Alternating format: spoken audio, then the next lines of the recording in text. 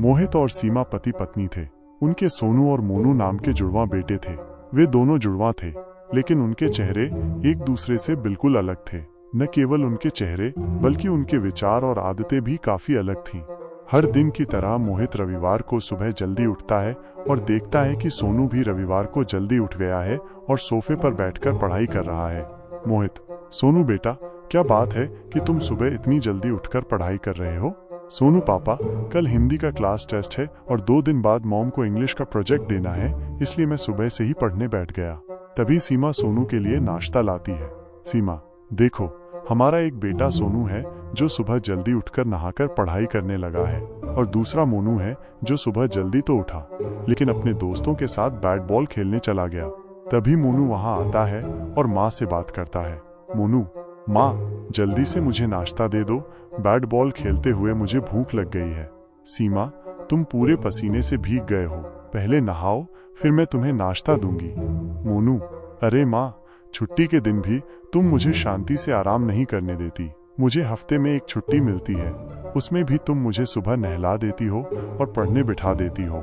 मेरे पास पढ़ने के लिए पूरा दिन है, मैं नहाऊंगा भी और पढ़ाई भी करूंगा। मोहित: सोनू बेटा, क्या बात है, तुम्हारा कल टेस्ट है, तो सोनू की तरह तुम्हें सबसे पहले टेस्ट की तैयारी करनी चाहिए और बाकी तो बस खेलना कूदना ही है। मोनू: पापा, मैं पढ़ाई भी करूंगा, मेरे पास उसके लिए अभी पूरा दिन है। मोहित: जो समय पर काम नहीं करते उन्हें हमेशा पछताना पड़ता है, इसलिए चाहे काम हो, खाना हो या खेल कूद, सब कुछ समय पर ही करना चाहिए, तभी तुम जीवन में आगे बढ़ पाओगे। समय का सही उपयोग करना सीखो, जैसे सोनू करता है। मुझे कुछ जरूरी काम से बाहर जाना है, मैं शाम को आऊंगा और तुम दोनों से हिंदी के प्रश्न उत्तर सुनूंगा। ये कहकर मोहित वहां से चला जाता है। कुछ देर बाद सोनू हिंदी में सब कुछ सीख लेता है और इंग्लिश में प्रोजेक्ट बनाना शुरू कर देता है, जबकि मोनू पढ़ाई करने के बजाय टीवी देखने लगता है। मोनू के दोस्त उसे खेलने के लिए बुलाने उसके घर आते हैं।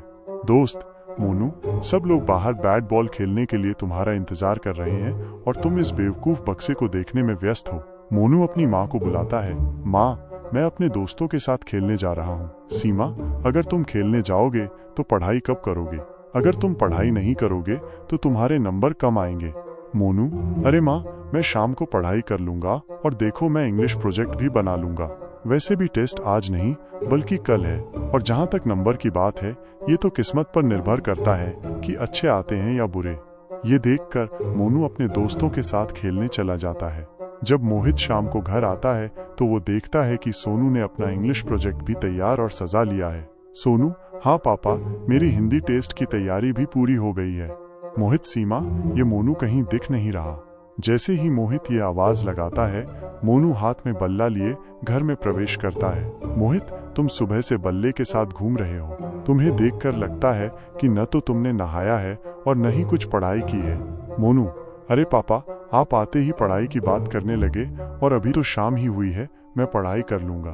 मोनू अपना सारा काम कल पर टालता रहता था, जिसकी वजह से उसके सारे काम अधूरे रह जाते थे। अगले दिन सोनू के टेस्ट में अच्छे नंबर आए, जबकि मोनू को खराब नंबर आने की वजह से मैडम से बहुत डांट पड़ी। जब वे दोनों घर आए तो माँ से भी मोनू को बहुत डांट पड़ी।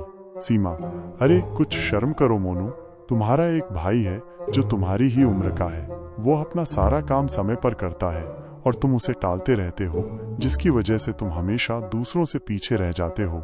जैसे ही मोहित शाम को घर आता है, वो सोनू और मोनू दोनों के टेस्ट के नंबर देखता है। मोहित: यही मुझे तुमसे उम्मीद थी, ऐसे गंदे नंबर, वो भी हिंदी में, और इंग्लिश का प्रोजेक्ट तुम कल या परसों तक खत्म कर लोगे, है ना?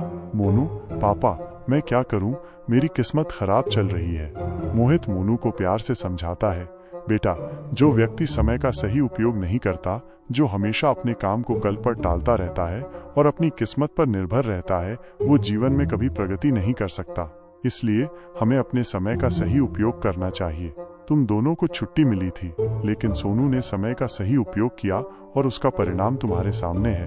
और जहाँ तक किस्मत की बात है, हमें अपनी किस्मत खुद बनाना सिखाया जाता है, तो समय का सदुपयोग करना सीखो और सबकी नजरों में ऊंचे रहो।